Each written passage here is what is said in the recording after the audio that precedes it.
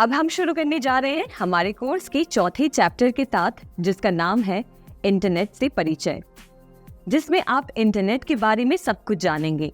Internet क्या है, कैसे काम करता है और भी बहुत कुछ। कभी ना कभी आपको ये सवाल तो जरूर आता होगा कि ये जो इंटरनेट है, जो पूरी दुनिया को एक साथ जोड़े रखा है, आखिर ये काम कैसे करता है। आप, मैं, हम सब जो इंटरनेट के साथ एक साथ कनेक्टेड हैं, उसके पीछे का आखिर सिस्टम क्या है। चलिए इंटरनेट को कुछ इंटरेस्टिंग तरीके से समझते हैं। सोचिए कि इंटरनेट एक बड़ी मकड़ी का जाला यानी कि एक स्पाइडर वेब की तरह है, जिसमें दुनिया भर के लोग, डिवाइसेस और जो अनगिनत इंफॉर्मेशन है वो एक सर्वर के साथ कनेक्टेड है। और इन्हीं कनेक्शंस के अंदर हम सारी एक्टिविटीज परफॉर्म कर पा रहे हैं, चाहे वो ऑनलाइन पढ़ाई करना हो, किसी को मैसेज करना हो, घर बैठे ऑनलाइन शॉपिंग करनी हो, या घर बैठे कहीं की भी जानकारी आप अपने फोन पर देखना चाहते हैं, वो सब इस स्पाइडर वेब के अंदर किया जाता है। और इसके साथ इंटरनेट एक सर्वर क्लाइंट मॉडल पर काम करता है। इसे समझने के लिए आप इमेजिन करिए कि आप अपने दोस्त से कुछ पूछ रहे हैं। कोई टॉपिक है जिसकी जानकारी आप उससे पूछना चाहते हैं, तो यहाँ पर आप क्लाइंट की भूमिका निभाते हैं, और जिस दोस्त से आप सवाल पूछ रहे हैं वो एक सर्वर की भूमिका निभाता है। और ऐसे ही इंटरनेट के केस में भी होता है। आप क्लाइंट होते हैं जो इंटरनेट से सवाल पूछते हैं, और इंटरनेट सर्वर की भूमिका निभाकर आपकी रिक्वेस्ट को जिप कर सही जगह पर पहुंचाता है, और आपने जो इन्फॉर्मेशन रिक्वेस्ट की थी वो आप तक वापस लेकर आता है। तो यहाँ हमने क्या सीखा? हमने सीखा कि कैसे इंटरनेट सिस्टम एक क्लाइंट और सर्वर मॉडल पर काम करता है। अब इंटरनेट सिस्टम के अंदर कई सारे लेयर्स आते हैं। सबसे नीचे के लेयर में केबल्स, राउटर्स और बड़े कंप्यूटर्स होते हैं, जिन्हें हम सर्वर्स कहते हैं। ये इंश्योर करते हैं कि आपकी इंफॉर्मेशन सही जगह पहुंचकर वहां से सही इंफॉर्मेशन लेकर आप तक पहुंचा रही है। इसके बाद इसके ऊपर वाले लेयर में आते हैं सेट ऑफ रूल्स या रेगुलेशंस, जहां ये ध्यान रखा जाता है कि सब कुछ स्मूथ तरीके से काम कर रहा है। एक तरह से जैसे रोड पर ट्रैफिक साइंस और सिग्नल्स होते हैं, वैसे ही इंटरनेट सिस्टम के अंदर कुछ प्रोटोकॉल्स और स्टैंडर्ड्स तय किए जाते हैं, जो इंफॉर्मेशन को बताते हैं कि सही तरीके से कैसे आगे बढ़ना है। ये गवर्न करते हैं कि इंफॉर्मेशन कैसे ट्रांसमिट और रिसीव होगी। और ये सेट ऑफ रूल्स सभी को फॉलो करना होता है, जिससे कि इंटरनेट और आपके बीच में जो इंफॉर्मेशन का एक्सचेंज है वो स्मूथ तरीके से हो। और जैसे कहीं पहुंचने के लिए आप हाईवे, ट्रेन या एयर रूट का सहारा लेते हैं, वैसे ही इंटरनेट तक पहुंचने के लिए आपको इंटरनेट सर्विस प्रोवाइडर की जरूरत पड़ती है। इंटरनेट सर्विस प्रोवाइडर एक रूट प्रोवाइड करता है, जिससे कि आप इंटरनेट को एक्सेस कर सकते हैं। इनमें कई तरह के अलग अलग कनेक्शंस होते हैं, जैसे DSL, केबल, फाइबर ऑप्टिक्स। इन सभी माध्यम से आप इंटरनेट को एक्सेस कर पाते हैं। और इनमें से कौन सा माध्यम आपको सिलेक्ट करना है, वो इस बात पर निर्भर करता है कि आपके एरिया या आपके लोकेलिटी में इनमें से कौन सा कनेक्शन अवेलेबल है। और आपको बता दूं कि इंटरनेट बस एक ऐसी जगह नहीं है जहां आप इंफॉर्मेशन को एक्सेस कर पाते हैं। ये एक ऐसा असाधारण उपकरण है जिसने हम सभी को कनेक्टेड रखा है और दुनिया को एक छोटी और एक्सेसिबल जगह बनाया है। अब जानते हैं कि इंटरनेट के कुछ फीचर्स क्या हैं। सबसे पहले network of networks. Internet network of networks के अंदर आता है, यानी कि सबसे पहले ये आपके लोकल एरिया के इंटरनेट से कनेक्टेड है, उसके बाद आप देखें तो वर्ल्ड के नेटवर्क से वो कनेक्टेड है। तो इसी तरह से इंटरनेट के अंदर जितने भी नेटवर्क्स हैं वो आपस में कनेक्टेड हैं। इंटरनेट का दूसरा फीचर है प्रोटोकॉल्स। इंटरनेट एक सेट ऑफ प्रोटोकॉल्स पे चलता है, यानी कि जिसे हम नाम के जरिए जानते हैं इंटरनेट प्रोटोकॉल सूट। उसमें सारे जो प्रोटोकॉल्स हैं पहले से सेट हैं, जिसके ज़रिए इंटरनेट पे आप इंफॉर्मेशन रिसीव करते हैं और शेयर करते हैं। तीसरा एक बहुत ही इम्पॉर्टेंट हिस्सा इंटरनेट का है जिसे कहते हैं वर्ल्ड वाइड वेब, यानी कि WWW। ये एक इंटरनेट का पार्ट है जहाँ पे आप अलग अलग वेब पेजेस को देखते हैं, अलग अलग वेबसाइट्स आप सर्च कर सकते हैं और इवन अलग अलग मल्टीमीडिया कंटेंट को आप कंज्यूम कर पाते हैं। तो WWW एक पार्ट है इंटरनेट का जहाँ पे आपको सारे वेब पेजेस मिलते हैं। फिर इंटरनेट की बाकी फीचर्स की बात करें तो कम्युनिकेशन को पॉसिबल करने में इंटरनेट का बहुत बड़ा रोल है। उसके बाद अगर हम बात करें एंटरटेनमेंट की, तो आप जानते हैं कि इंटरनेट पे आप हर तरह की मूवीज, सॉन्ग्स या हर तरह की बुक्स या एजुकेशनल कंटेंट को आप देख पाते हैं। तो वो एक बहुत बड़ा साधन इंटरनेट प्रोवाइड करता है। उसके बाद ई-कॉमर्स प्लेटफॉर्म, यानी कि आप पहले ऐसा था कि कोई भी चीज़ अगर बेचनी होती थी, बिजनेस को अपने कंज्यूमर तक पहुंचानी होती थी, तो उसका माध्यम बस ऑफलाइन था। पर इंटरनेट के माध्यम से अब वो बिजनेस ई-कॉमर्स प्लेटफॉर्म पे आ गया है। जैसे फॉर एग्जांपल आप अमेज़ॉन और फ्लिपकार्ट की बात करें तो ये एक ई-कॉमर्स प्लेटफॉर्म है जो इंटरनेट की वजह से पॉसिबल हो पाया है। और उसके बाद सबसे अंत में और सबसे इम्पॉर्टेंट कि इंटरनेट के ज़रिए आप इंफॉर्मेशन को एक्सेस कर पाते हैं। घर बैठे आप दुनिया की हर जो भी घटनाएं हो रही हैं या दुनिया भर में जो भी एक्टिविटीज़ चल रही हैं, आप अपने फ़ोन में हमेशा देख सकते हैं, हमेशा उन्हें एक्सेस कर सकते हैं, उनके बारे में और डिटेल जानकारी जान सकते हैं। और शायद ही ऐसा कुछ है दुनिया में जो आप इंटरनेट पे उसकी खोज नहीं कर सकते। तो इन्फॉर्मेशन का एक बहुत ही बड़ा पुल है जिसे हम इंटरनेट कहते हैं।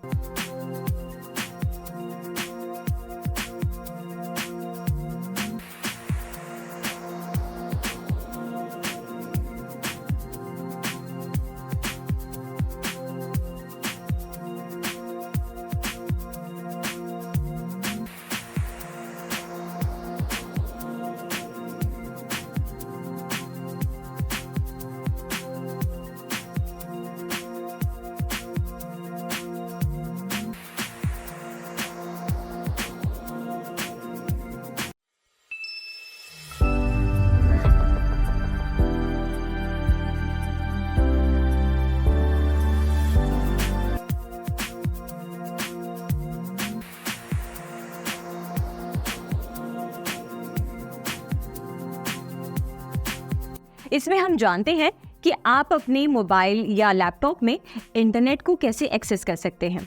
तो एक बार जब आपके पास आपका डिवाइस है, या आप बात करें स्मार्टफोन की या लैपटॉप की या कंप्यूटर की, तो आप चाहेंगे कि आप उस पर इंटरनेट को यूज़ कर सकें। तो अपने डिवाइस में इंटरनेट को यूज़ करने के लिए आपको दो चीज़ों की ज़रूरत पड़ती है। सबसे पहले ISP, यानी कि फुल फॉर्म कहिए उसका तो इंटरनेट सर्विस प्रोवाइडर, और दूसरा है मॉडेम। तो आप जानते हैं कि ये ISP और मॉडेम क्या है और कैसे इसके ज़रिए आप इंटरनेट को एक्सेस कर सकते हैं। तो बात करें इंटरनेट सर्विस प्रोवाइडर की। इंटरनेट सर्विस प्रोवाइडर एक ऐसी कंपनी या एक ऐसी ऑर्गेनाइजेशन होती है जो इंटरनेट का इस्तेमाल करते हुए यूजर्स को इंटरनेट एक्सेस और रिलेटेड सर्विसेज प्रोवाइड करती है। ये सर्विसेज को आमतौर पर इंटरनेट कनेक्शन के रूप में प्रोवाइड किया जाता है, जिससे लोग वेबसाइट्स को विजिट कर सकें, ईमेल्स भेज सकें और ऑनलाइन एक्टिविटीज परफॉर्म कर सकें। ISP को अलग अलग रूप में ऑर्गेनाइज किया जा सकता है, जैसे commercial, community owned, non profit या प्राइवेटली ओन्ड। इन सभी के पास अपनी अपनी तरह के इंफ्रास्ट्रक्चर और सर्विसेज होते हैं। ISP द्वारा प्रोवाइड की जाने वाली मुख्य सर्विसेज में शामिल है इंटरनेट एक्सेस, जिससे लोग इंटरनेट का उपयोग कर सकें। ये इंटरनेट कनेक्शन के रूप में होता है जो घर या ऑफिस में लगाया जाता है। दूसरा, internet transmit. ISPs internet data को यूजर्स तक ट्रांसमिट करते हैं, जिससे लोग इंटरनेट से कनेक्टेड रह सकें। तीसरा, domain name system. ISPs domain name system services को भी ऑफर करते हैं, जिससे लोग अपने वेबसाइट्स के लिए यूनिक डोमेन नेम्स रजिस्टर कर सकें। चौथा, वेब होस्टिंग। कुछ ISPs वेब होस्टिंग सर्विसेज भी प्रोवाइड करते हैं। इसमें यूजर्स अपने वेबसाइट्स को होस्ट कर सकते हैं, जिससे उनका ऑनलाइन प्रेजेंस हो सके। पांचवा, यूजनेट सर्विस। यूजनेट सर्विस एक इंटरनेट सर्विस है जिसमें यूजर्स टेक्स्ट बेस्ड डिस्कशंस और फाइल्स शेयर कर सकते हैं ग्रुप्स या कम्युनिटीज के साथ। इसमें लोग सिमिलर टॉपिक्स पर बात करते हैं और इंफॉर्मेशन एक्सचेंज करते हैं। छठा, कोलोकेशन। कोलोकेशन का मतलब है कि आप अपना कंप्यूटर सर्वर या नेटवर्किंग इक्विपमेंट आईएसपी के डेटा सेंटर में रख सकते हैं। इससे आपका सर्वर इंटरनेट से कनेक्ट होता है और आईएसपी आपके सर्वर को मेंटेन और मैनेज करता है। ये सर्विस उन लोगों के लिए है जो अपने सर्वर को सिक्योर और रिलायबल जगह पर रखना चाहते हैं। अब ये तो हमने जाना कि इंटरनेट कनेक्शन के लिए आपको दो चीज़ों की ज़रूरत पड़ती है। सबसे पहला आईएसपी यानी कि इंटरनेट सर्विस प्रोवाइडर जो आपको सर्विस प्रोवाइड करता है। फिर दूसरा आता है मोडेम। मोडेम एक ऐसा इलेक्ट्रॉनिक डिवाइस है जो डिजिटल डेटा को एनालॉग डेटा में कन्वर्ट करता है और उसके बाद उसी एनालॉग डेटा को डिजिटल डेटा में कन्वर्ट करता है। आसान भाषा में समझिए कि जहाँ से भी इंटरनेट का और इंटरनेट सप्लाई हो रहा है, ठीक है, वो डिजिटल डेटा में है। जब ये आपके घर पर आता है तो वो वायर्स के थ्रू, केबल्स के थ्रू या फिर कोई कनेक्शन के थ्रू आता है। तो उसे आपके घर तक पहुँचाने के लिए उस डिजिटल डेटा को एनालॉग सिग्नल में कन्वर्ट करना होता है। और जब वो जो डेटा है जब डेस्टिनेशन पे पहुँचता है, यानी कि आपके जब स्मार्टफोन में या लैपटॉप या कंप्यूटर पे पहुंचता है अपने डेस्टिनेशन लोकेशन पे, तो वो एनालॉग सिग्नल डिजिटल सिग्नल में कन्वर्ट होता है जिसके जरिए आप इंटरनेट यूज कर पाते हैं अपने डिवाइस में। तो आसान भाषा में आपने समझ लिया कि मॉडेम एक ऐसा डिवाइस है जो डेटा को ट्रांसफर करता है, कन्वर्ट करता है डिजिटल सिग्नल को एनालॉग सिग्नल में और फिर एनालॉग सिग्नल को डिजिटल सिग्नल में। अब जानते हैं कि कितने तरह के मॉडेम्स आते हैं। तो सबसे पहले हम जानते हैं कि मॉडेम्स कितने प्रकार के होते हैं।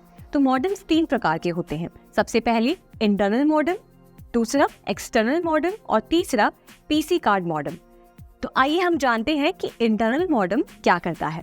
इंटरनल मॉडेम एक्चुअली आपके कंप्यूटर या आपके डेस्कटॉप के अंदर मदरबोर्ड के ऊपर होता है। यानी कि आप समझिए कि ये एक एक्सटर्नल डिवाइस नहीं है, एक इंटरनल डिवाइस है जो आपके डेस्कटॉप या कंप्यूटर में ऑलरेडी फिट होता है। और देखा जाए तो ये एक्सटर्नल मॉडेम के मुकाबले काफ़ी ज़्यादा सस्ता होता है और आपको इसे ऑपरेट करने के लिए यानी कि इसके थ्रू इंटरनेट यूज़ करने के लिए आपको किसी एक्सटर्नल डिवाइस की ज़रूरत नहीं पड़ती। और इंटरनल मॉडेम भी 2 प्रकार के होते हैं। सबसे पहले डायल अप मॉडेम और दूसरा wifi modem. Dial up modem को यूज करने के लिए आपको टेलीफोन लाइंस की जरूरत पड़ती है और कुछ लॉगिन क्रेडेंशियल्स की जरूरत पड़ती है जिसके थ्रू आप उसमें लॉगिन करते हैं। जबकि वाईफाई की बात करें तो उसमें कोई भी लॉगिन क्रेडेंशियल्स की जरूरत नहीं पड़ती और आप उसे डायरेक्टली यूज कर सकते हैं। अब हम बात करते हैं एक्सटर्नल मॉडेम की। जब हम एक्सटर्नल मॉडेम की बात करते हैं तो ये मानिए कि ये सबसे आसान तरीका है इस मॉडेम को इंस्टॉल करने का, क्योंकि ये एक्सटर्नली फिट किया जाता है। इसके अंदर एक ऐसा पोर्ट होता है जिसके थ्रू आप टेलीफोन लाइन को कनेक्ट करते हैं और इंटरनेट को यूज कर सकते हैं। और सबसे खास बात ये कि ये एक अलग स्विच से कनेक्टेड होता है जिसकी वजह से जब आप इंटरनेट को यूज नहीं करना चाहते तो आप इसके बटन को टर्न ऑफ कर सकते हैं और इंटरनेट कनेक्शन बंद हो जाता है। और जब आप इसे यूज करना चाहते हैं तो इसे स्विच ऑन कर सकते हैं। एग्जाम्पल के तौर पर आप DSL मॉडेम ले सकते हैं जो ब्रॉडबैंड कनेक्शन में यूज होता है। अब बात करते हैं हमारे तीसरे टाइप के मॉडेम के बारे में जिसका नाम है पीसी कार्ड मॉडेम। अब जब हम पीसी कार्ड मॉडेम की बात करते हैं तो आपको ये मॉडेम कहीं यूज़ करता हुआ नहीं मिलेगा, क्योंकि ये काफ़ी पहले यूज़ किया जाता था। आज तो हमारे पास कंप्यूटर्स, हमारे डेस्कटॉप्स में वाईफाई कनेक्शन है तो इस मॉडेम की ज़रूरत नहीं है। पर आपकी जानकारी के लिए, आपके इन्फॉर्मेशन के लिए आपको पता होना चाहिए कि पीसी कार्ड मॉडेम आया करता था। वो एक तरह से आप समझिए जैसे आप क्रेडिट कार्ड कहीं पे ATM मशीन में डालते हैं, वैसे ही ये पीसी कार्ड मॉडेम आपके कंप्यूटर या डेस्कटॉप में एक स्लॉट हुआ करती थी, उसमें इंसर्ट किया जाता था। अब ये समझिए कि ये पीसी कार्ड मॉडेम जो है ये इंटरनल मॉडेम और एक्सटर्नल मॉडेम का एक कॉम्बिनेशन है। यानी कि एक तरह से ये एक्सटर्नल डिवाइस तो है, एक तरह से आप इसको एक्सटर्नली फिट कर रहे हैं, पर ये इंटरनली काम करता है, यानी कि आपकी पीसी के साथ कनेक्ट करके। तो ये फिलहाल अभी यूज़ नहीं होता है, बट आपकी जानकारी के लिए आपको जानना चाहिए कि पीसी कार्ड मॉडेम भी एक तरह का मॉडेम था जो पहले यूज़ किया जाता था।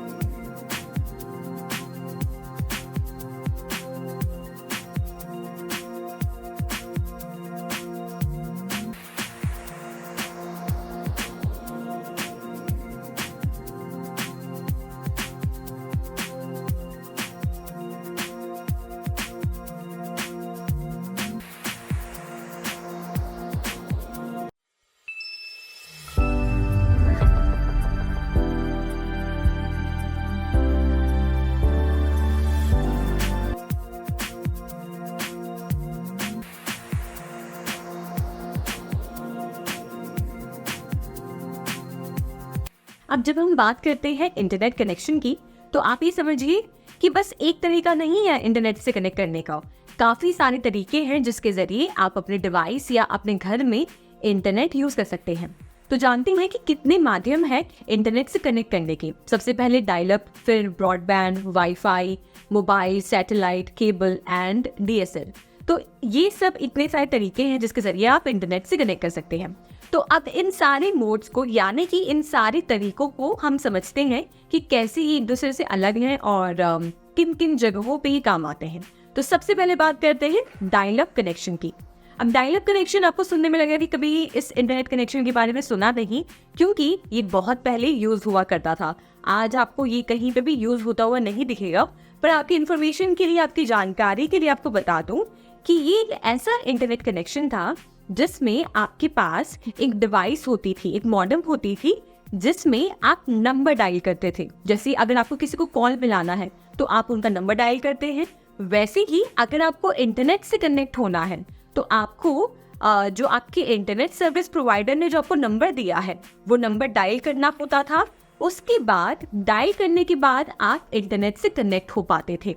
तो ये तरीका था कि कैसे डायल करके आप इंटरनेट से कनेक्ट होते थे और डिस्कनेक्ट होते थे। तो ये बस जानकारी के लिए आप जान सकते हैं, ये आजकल यूज़ में बिल्कुल भी नहीं है।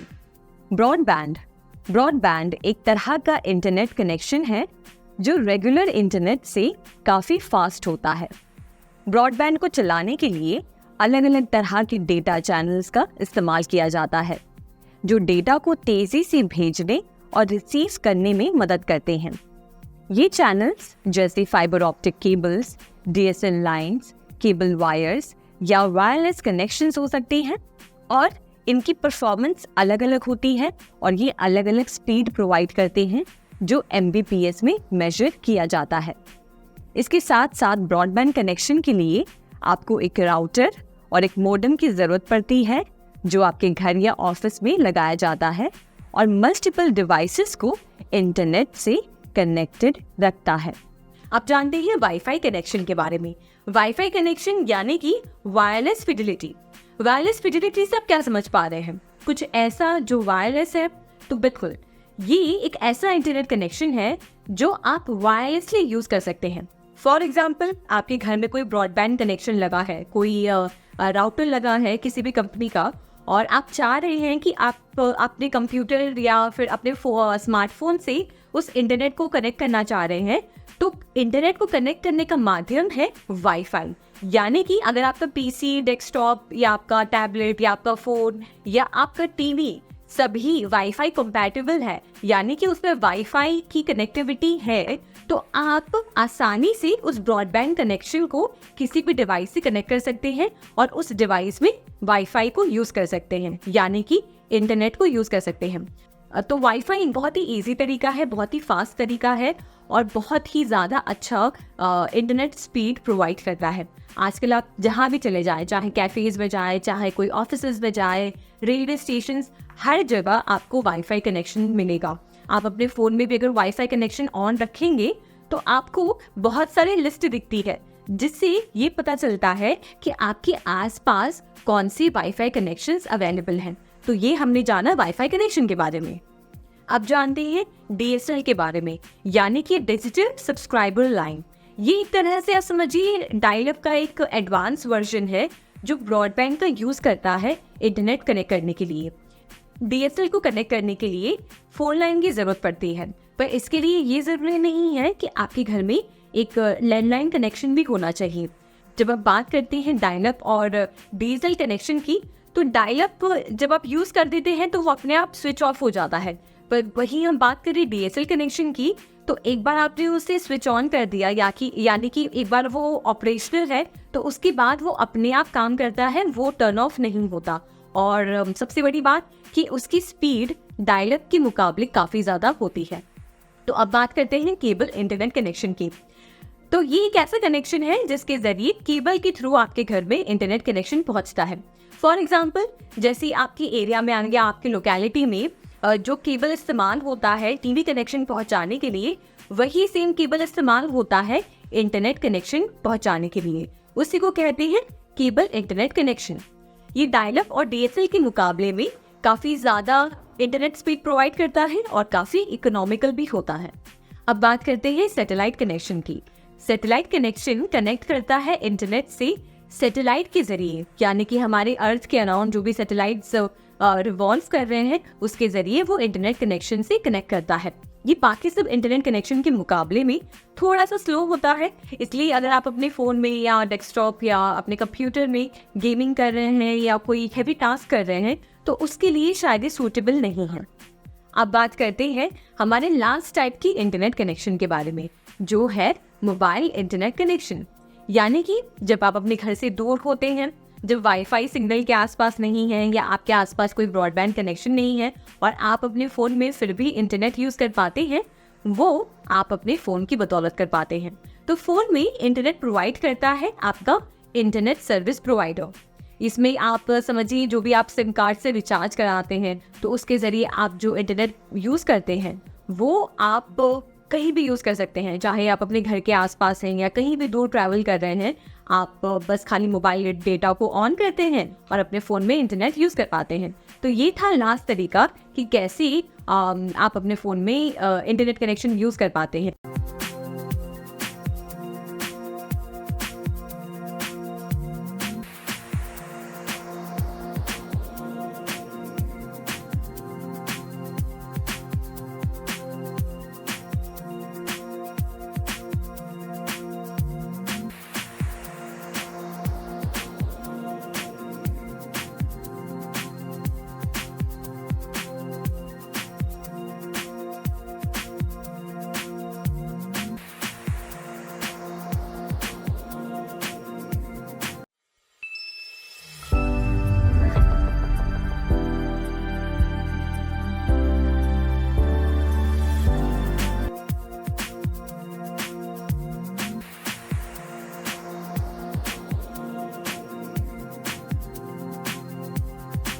इंट्रानेट एक प्राइवेट कंप्यूटर नेटवर्क होती है जो एक स्पेसिफिक ऑर्गेनाइजेशन या कंपनी के लिए होती है।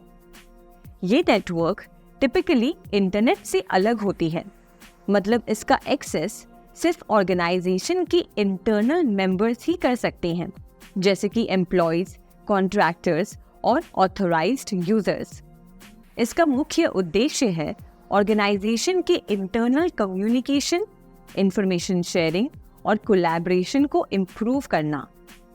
इंटरनेट के जरिए मेंबर्स अपने ऑफिस प्रीमाइसेस के अंदर ही किसी भी लोकेशन से कनेक्ट कर सकते हैं, जहां वो ऑथराइज्ड एक्सेस के साथ वेरियस रिसोर्सेज, डॉक्यूमेंट्स और टूल्स तक आसानी से पहुंच सकते हैं। सोचिए, एक बड़ा कॉर्पोरेट ऑफिस है जहां हजारों एम्प्लॉयज हर रोज काम करते हैं। हर एम्प्लॉय की अपनी यूनिक रिस्पॉन्सिबिलिटी होती है और उन्हें अपने काम को एफिशिएंटली और इफेक्टिवली करने के लिए सही इंफॉर्मेशन, कम्युनिकेशन और रिसोर्सेज की ज़रूरत होती है। यहाँ पर इंटरनेट ये सब प्रोवाइड करता है और उन्हें अपने काम को एफिशिएंटली और इफेक्टिवली करने के लिए सही इंफॉर्मेशन, कम्युनिकेशन और रिसोर्सेज की ज़रूरत होती है। यहाँ आता है इंटरनेट का रोल। सबसे पहले, इंटरनेट एक प्राइवेट नेटवर्क है, मतलब ये सिर्फ ऑर्गेनाइजेशन के अंदर एक्सेसिबल होता है। ये ऑफिस के प्रीमाइसेस में ही अवेलेबल होता है और इंटरनेट से अलग होता है। इसका मतलब है कि सिर्फ ऑथराइज्ड यूजर्स जैसे कि एम्प्लॉयज, कॉन्ट्रैक्टर्स और कुछ केसेस में वेंडर्स ही इसका उपयोग कर सकते हैं। दूसरी सबसे अहम चीज जो इंटरनेट प्रोवाइड करता है वो है इंटरनल कम्युनिकेशन। इंटरनेट के जरिए एम्प्लॉयज एक दूसरे के साथ कम्युनिकेशन कर सकते हैं बिना किसी एक्सटर्नल इंटरफेरेंस की। इसमें messaging systems, email, chat rooms और डिस्कशंस फोरम्स शामिल होते हैं, जिससे एम्प्लॉयज अपने वर्क रिलेटेड क्वायरीज डिस्कस कर सकते हैं और कोलैबोरेशन कर सकते हैं। तीसरी सबसे ज़रूरी चीज़ जो इंटरनेट प्रोवाइड करता है वो है डॉक्यूमेंट शेयरिंग और स्टोरेज। एक बड़े ऑफिस में रोज़ के बेसिस पे बहुत सारे डॉक्यूमेंट्स और फाइल्स जनरेट होते हैं।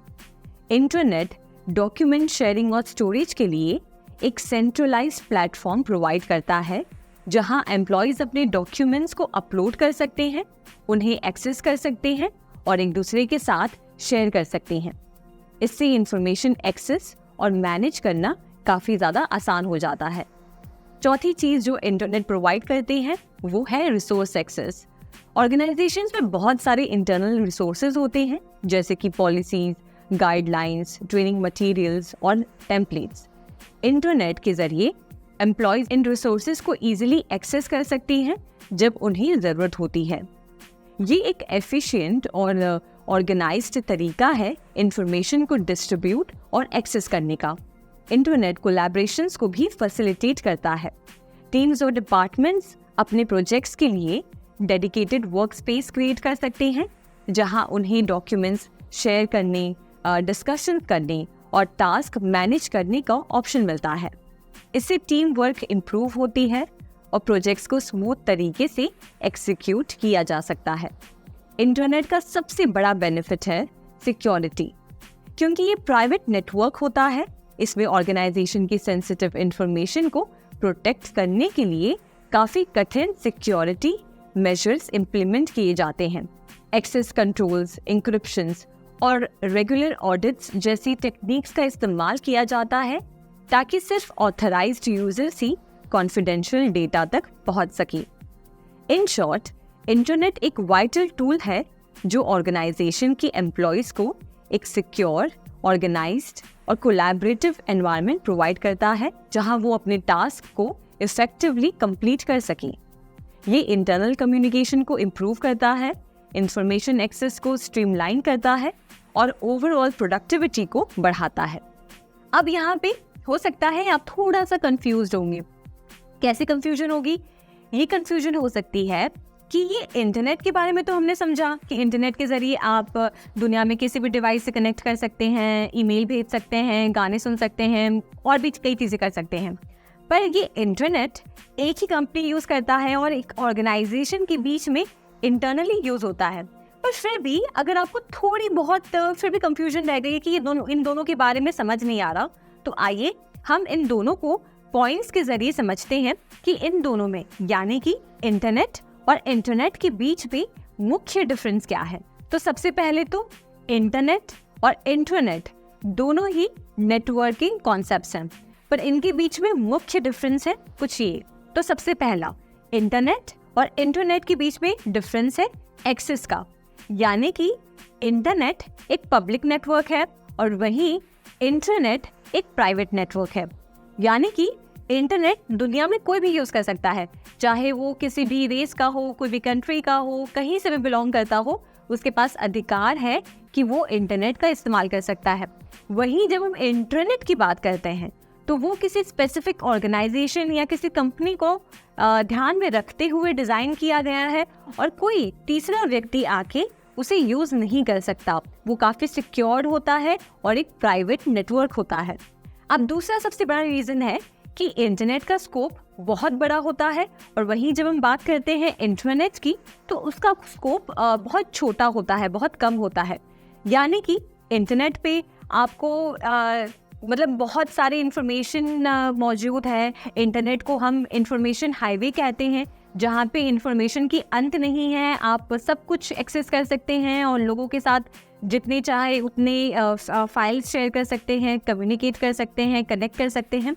वही इंटरनेट का स्कोप यानी कि जो एक ऑर्गेनाइजेशन में यूज होता है उसका स्कोप काफी छोटा होता है, यानी कि वो बस इंटरनली एक कंपनी के अंदर इस्तेमाल होता है, पूरे दुनिया में यानी कि पूरे दुनिया जहां में उसका इस्तेमाल नहीं किया जाता है, वो बस एक कंपनी या ऑर्गेनाइजेशन तक ही सीमित होता है।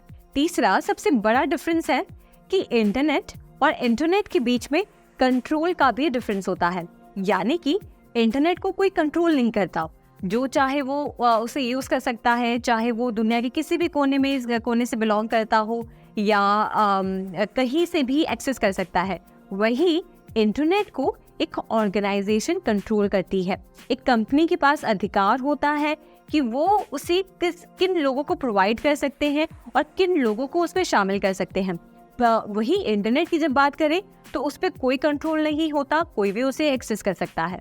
फिर उसके बाद सबसे बड़ा डिफरेंस है सिक्योरिटी का, यानी कि इंटरनेट पे आप अपनी सारी पर्सनल इंफॉर्मेशन शायद शेयर ना करना चाहेंगे, क्योंकि हो सकता है कि आपकी इंफॉर्मेशन लीक हो जाए। जैसे मान लीजिए मैं इंटरनेट पे जाकर अपना आधार कार्ड डिटेल्स या फिर अपनी बैंक की डिटेल्स ना शेयर करना चाहूँ, क्योंकि हो सकता है कि कोई उसका मिसयूज कर सकता है, गलत इस्तेमाल कर सकता है। वही इंटरनेट नेटवर्क की बात करें तो वहाँ पे मेरी जो भी पर्सनल डिटेल्स होती हैं वो सारी वहाँ पे स्टोर्ड होती हैं और वो डेटा इस तरीके से सिक्योर होता है कि मुझे इस बात की चिंता नहीं होती कि उसका कोई मिसयूज कर सकता है।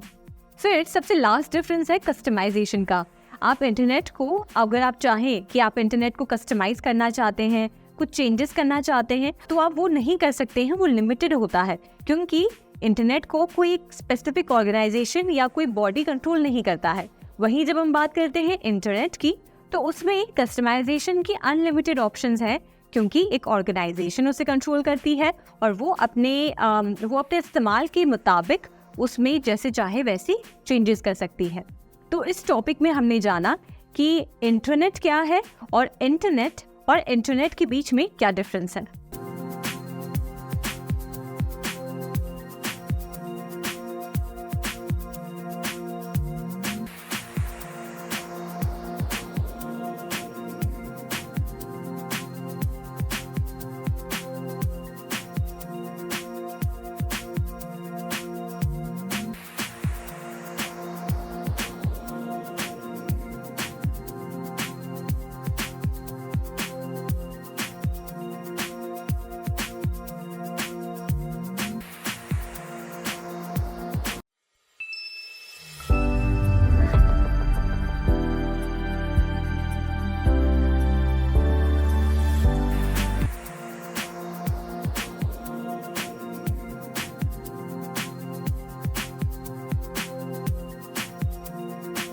तो अब हम जानेंगे कि कैसे आप किसी वेबसाइट को एक्सेस कर सकते हैं, कैसे ओपन कर सकते हैं। तो आइए जानते हैं वर्ल्ड वाइड वेब के बारे में। वर्ल्ड वाइड वेब के बारे में अगर मैं आपको कहूँ तो आसान भाषा में समझिए कि ये एक ओपन सोर्स प्लेटफॉर्म है जिस पर इंटरनेट का सारा डेटा, यानी कि डॉक्यूमेंट्स, फाइल्स, इमेजेस, वीडियोस सारे एक जगह स्टोर्ड होते हैं।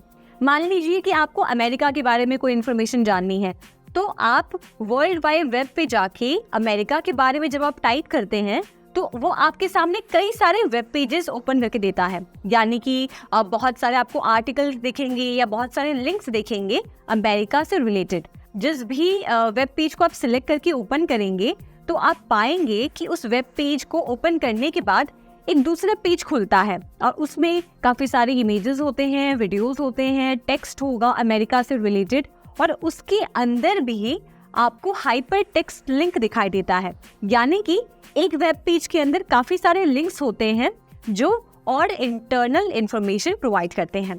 तो ये तो हमने जाना कि वर्ल्ड वाइड वेब के अंदर काफ़ी सारे वेब पेजेस होते हैं जिसके अंदर काफ़ी सारे फाइल्स, डेटा सारा स्टोर किया जाता है। अब मान लीजिए आपको जो भी इंफॉर्मेशन आप अमेरिका के बारे में इंटरनेट पे पढ़ रहे हैं वो अपने किसी फ्रेंड या किसी रिलेटिव के साथ शेयर करना चाहते हैं, तो बहुत आसानी से कर सकते हैं। उसमें जो भी URL दिख रहा है आपको, यानी कि यूनिफॉर्म रिसोर्स लोकेटर, वो लिंक आप कॉपी करके जिस भी इंसान के साथ शेयर करेंगे और जब भी वो इंसान उस लिंक को ओपन करेगा तो वो डायरेक्टली उसी वेब पेज पे लैंड होगा जिस वेब पेज को आप एक्सेस कर रहे थे या जिस वेब पेज को आप देख रहे थे। तो ये है कि वर्ल्ड वाइड वेब एक ओपन सॉफ्टवेयर प्लेटफॉर्म है जहाँ पे इंटरनेट का सारा डेटा एक जगह पे स्टोर होता है और आप वहाँ पे जाके किसी भी इंफॉर्मेशन के बारे में जब सर्च करते हैं तो बहुत सारे वेब पेजेस खुलते हैं। तो इसके ज़रिए आपके सामने एक ओपन सोर्स कम्युनिटी है जिसके ज़रिए आप दुनिया की हर इंफॉर्मेशन आसानी से एक्सेस कर सकते हैं। अब जब हम बात करते हैं इंटरनेट और वर्ल्ड वाइड वेब के बारे में तो दोनों एक दूसरे से बहुत अलग हैं। आप समझिए ये दोनों एक ही प्लेटफॉर्म्स नहीं हैं। इंटरनेट एक हार्डवेयर सिस्टम है, यानी कि एक ऐसा तरीका है जिसके ज़रिए आप दुनिया के सारे कंप्यूटर्स के साथ एक साथ कनेक्ट कर पाते हैं और ये कनेक्शन जुड़ता है केबल्स के ज़रिए, वायरलेस कनेक्शन के ज़रिए या फिर वायर्स के ज़रिए। कि वहीं जब हम बात करें वर्ल्ड वाइड वेब की तो वो एक कलेक्शन ऑफ वेब पेजेस है, यानी कि एक ऐसा प्लेटफॉर्म, एक ऐसा सोर्स है जहाँ पे बहुत सारे वेब पेजेस हैं जो एक दूसरे से कनेक्टेड है URL या फिर हाइपरलिंक टेक्स्ट के ज़रिए। अब इसमें हम जानेंगे वेबसाइट के बारे में। वेबसाइट के बारे में आपने सुना होगा, आपने यूज़ भी किया होगा। वेबसाइट यानी कि एक ऐसा वेब पेज है जहाँ पे किसी भी टॉपिक से रिलेटेड या किसी भी ऑर्गेनाइजेशन से रिलेटेड इंफॉर्मेशन स्टोर होती है। फॉर एग्जाम्पल समझिए आप किसी गवर्नमेंट वेबसाइट की अगर हम बात करें, अगर समझिए आपको अपना आधार कार्ड अपडेट कराना है तो आप इंटरनेट पे जाके जिस वेबसाइट को ओपन करेंगे वो काम करने के लिए वो उस सर्विस का वेब पेज है। दूसरे एग्जाम्पल के तौर पे अगर आप समझे कि अगर आप किसी कंपनी में काम करते हैं, ठीक है, और आपकी कंपनी का कोई ना कोई वेबसाइट होगा इंटरनेट पे, तो वो वेबसाइट आपकी कंपनी को रिप्रेजेंट करता है इंटरनेट पे। और आप जब उस वेबसाइट को ओपन करते हैं तो आपकी कंपनी से रिलेटेड सारी जानकारी उस वेबसाइट पे नजर आती है। तो सबसे पहले जब आप ओपन करते हैं तो आपके सामने खुलता है होम पेज, यानी कि आपकी कंपनी का मेन पेज जहाँ पे सारी इन्फॉर्मेशन होती है एम्प्लॉयज़ की, फिर करियर की, फिर इंट्रोडक्शन होता है आपकी कंपनी का, फिर आपकी कंपनी ने क्या क्या काम किया है वो सारा इन्फॉर्मेशन होता है, आपकी कंपनी का एड्रेस होता है, आपकी कंपनी में कौन कौन मेन पोजीशन पे हैं उनकी डिटेल्स होती हैं जो आपको होम पेज पे नज़र आती हैं। वहीं आप गौर फरमाएं तो उसके बाद अगर आप हर एक लिंक, मतलब जो भी उस पर इंफॉर्मेशन दी गई है उस पर जब आप ओपन करेंगे पर्टिकुलर किसी चीज़ पे तो वापस एक और विंडो यानी कि एक और पेज ओपन होती है जिसमें उस टॉपिक के बारे में और डिटेल में समझाया गया होता है, जिसे कहते हैं हाइपरलिंक टेक्स्ट। तो ये अब हमने जाना वेबसाइट के बारे में। और इसी की तरह अगर आप ब्राउज़र पे किसी इंफॉर्मेशन के बारे में सर्च करना चाहते हैं, जैसे for example how to make a robot, आप उस इंफॉर्मेशन को टाइप करके एंटर दबाएंगे तो आप देखेंगे कि आपके ब्राउज़र में आपने जिस इंफॉर्मेशन को ढूंढा है उससे रिलेटेड सारी वेबसाइट्स यहाँ पर आ जाएंगी। अब आप जिस भी वेबसाइट को क्लिक करेंगे या जिस भी वीडियो या इमेज को क्लिक करेंगे आप उससे रिलेटेड यहाँ पर जानकारी देख सकते हैं और इजीली जब चाहे तब उसे एक्सेस कर सकते हैं। अभी समझिए वेबसाइट में दो टाइप की वेबसाइट्स आती हैं, एक तो हो गया स्टैटिक वेबसाइट और दूसरा हो गया डायनेमिक वेबसाइट। स्टैटिक वेबसाइट में ये होता है कि अगर आप इस वेबसाइट को ओपन करते हैं तो आप उस पर कुछ भी इंटरैक्शन नहीं कर सकते हैं, यानी कि उसमें जो इन्फॉर्मेशन होती है वो बस पढ़ने के लिए होती है, वो बस देखने के लिए होती है, पर आप उसमें जाके कुछ क्लिक नहीं कर पाते हैं या कुछ और इन्फॉर्मेशन या फिर और कोई एक्टिविटी नहीं कर पाते हैं। वहीं जब हम डायनेमिक वेबसाइट की बात करें तो डायनेमिक वेबसाइट में आपको इंटरैक्शन करने का मौका मिलता है। तो ये हमने जाना वेबसाइट के बारे में और कैसे वेबसाइट पर अलग अलग ऑर्गेनाइजेशंस या अलग अलग डोमेन के हिसाब से इंफॉर्मेशन स्टोर होती है। अब इसमें हम जानेंगे URL के बारे में, यानी कि यूनिफॉर्म रिसोर्स लोकेटर। अब हम URL के बारे में बात करते हैं। URL को आप वेब एड्रेस के नाम से भी जानते हैं, जो बेसिकली इंटरनेट पे किसी भी स्पेसिफिक कंटेंट तक पहुंचने का एड्रेस होता है। जहां आम जिंदगी में किसी घर या दुकान का पता यूज़ करते हैं हम वहां तक पहुंचने के लिए, वैसे ही URL का यूज़ करके इंटरनेट पे किसी पर्टिकुलर फाइल, वेबसाइट या डॉक्यूमेंट तक पहुंच सकते हैं। ये आपके वेब ब्राउज़र को बताता है कि आपको जो रिसोर्स चाहिए वो इंटरनेट के विशाल नेटवर्क में कहाँ मिल सकता है। इंटरनेट को एक बड़ी सी सिटी समझिए जिसमें कई सारी बिल्डिंग्स हैं और ये अलग अलग बिल्डिंग अलग अलग वेब पेजेस हैं। URL वो डिटेल्ड एड्रेस है जो स्ट्रीट नेम, हाउस नंबर और यहाँ तक कि कौन से फ्लोर और कौन से रूम में जाना है उसका एड्रेस बताता है। तो अगर आपके पास कोई वेबसाइट या किसी डॉक्यूमेंट या किसी भी फाइल का URL है तो उसे अपने ब्राउज़र में टाइप करके आप उस तक डायरेक्टली पहुँच सकते हैं। अब हर URL में जो अलग अलग पार्ट्स होते हैं उन्हें समझते हैं। तो सबसे पहले HTTP। URL में इस पार्ट को स्कीम या प्रोटोकॉल कहते हैं। ये ब्राउज़र को बताता है कि डेटा एक्सेस करने के लिए कौन सी लैंग्वेज यूज़ करनी है। HTTP लैंग्वेज सबसे कॉमन है, वेबसाइट्स के लिए यूज़ की जाती है, लेकिन आपने HTTP लैंग्वेज की जगह HTTPS लैंग्वेज भी देखा होगा जो सबसे ज़्यादा सिक्योर माना जाता है। उसी के साथ FTP फाइल्स ट्रांसफ़र करने के लिए यूज़ होता है और मेल टू मेल्स भेजने के लिए यूज़ होता है। तो ये कुछ तरह के लैंग्वेजेस हैं जो आप अपने URL में देखेंगे। URL का दूसरा पार्ट है www.example.com। ये डोमेन नेम है। ये एक ह्यूमन फ्रेंडली तरीका है वेबसाइट्स तक पहुंचने के लिए। बिना किसी IP एड्रेस यानी कि कोई कॉम्प्लेक्स स्ट्रिंग ऑफ नंबर्स को टाइप किए बिना या उसे याद रखे बिना आप सही वेबसाइट को ओपन कर पाते हैं।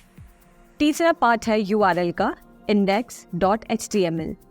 ये पार्ट स्पेसिफिक फाइल या पेज को पॉइंट करता है वेबसाइट पर। ये स्पेसिफाई करता है कि आपको बिल्डिंग में कौन से फ्लोर और कौन से रूम में विजिट करना है। ज़्यादातर वेब ब्राउज़र्स URL को पेज के टॉप की एड्रेस बार में डिस्प्ले करते हैं। जब आप वहाँ URL टाइप करते हैं और एंटर प्रेस करते हैं, ब्राउज़र ये एड्रेस रीड करता है और ये पता लगाता है कि करस्पॉन्डिंग सर्वर में ये कहाँ लोकेटेड है और उससे डेटा वापस अपने स्क्रीन पर भेजने को कहता है। इंटरनेट पे हर वेबसाइट, इमेज और वीडियो को एक यूनिक URL के थ्रू एक्सेस किया जा सकता है, जो इंश्योर करता है कि दुनिया भर के यूजर्स उस तक पहुंच सके अगर उन्हें सही वेब एड्रेस पता हो। ये URL सिस्टम इंटरनेट को नेविगेट करना पॉसिबल बनाता है, आपको पेज टू पेज और content to content seamlessly move करने देता है। URLs इंटरनेट एक्सप्लोर करने के लिए एक फंडामेंटल टूल है। ये आपके ब्राउज़र को इंटरनेट के कॉम्प्लेक्स नेटवर्क में गाइड करता है, बिल्कुल वैसे ही जैसे रोड साइंस आपको सिटी में गाइड करते हैं। ये URL इंश्योर करते हैं कि जब भी आप वेब सर्फ करते हैं तो आप एग्जैक्टली वही ढूंढें जो आप ढूंढना चाह रहे हैं। चलिए समझते हैं कि डिफरेंट डोमेन एक्सटेंशंस क्या हैं और किस पर्पस के लिए ये यूज़ होते हैं। .com ये सबसे कॉमन टाइप का एक्सटेंशन है जो मोस्टली कमर्शियल यानी कि बिजनेस के लिए यूज़ होता है। जैसे कोई कंपनी जो प्रोडक्ट्स या सर्विसेज सेल करती है वो अपने वेबसाइट के लिए .com एक्सटेंशन का यूज़ करती है। .edu ये एक्सटेंशन एजुकेशनल इंस्टीट्यूशंस के लिए यूज़ होता है, जैसे यूनिवर्सिटीज़ या कॉलेजेस। इंडिया में या ग्लोबली कोई भी एजुकेशनल वेबसाइट अगर आप देखेंगे तो ज़्यादातर उनका एक्सटेंशन .edu से होता है। तीसरा है .gov ये गवर्नमेंट के ऑफिशियल वेबसाइट के लिए रिजर्व्ड है, जैसे भारत सरकार या स्टेट सरकार की वेबसाइट।